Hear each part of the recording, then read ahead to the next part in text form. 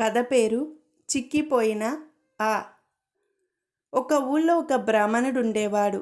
ఆయనకు ఒక్కడే కొడుకు. వాడి పేరు వెంకటి. వాడికి చదువు అంటలేదు.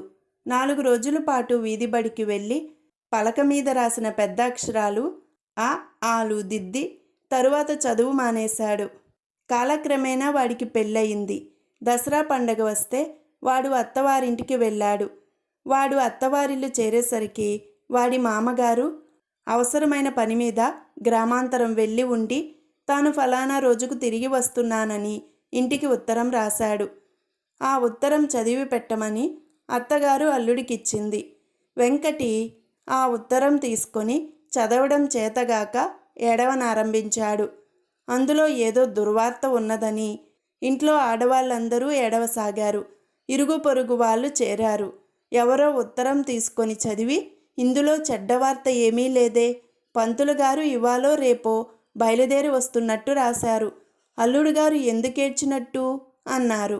నేను చదువుకున్నప్పుడు ఆ ఇంత పెద్దగా ఉండేది.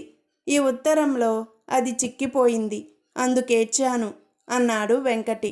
తమ అల్లుడి చదువు గుంట ఓనమాలు దగ్గర ఆగిపోయిందని అత్తవారికి తెలిసిపోయింది.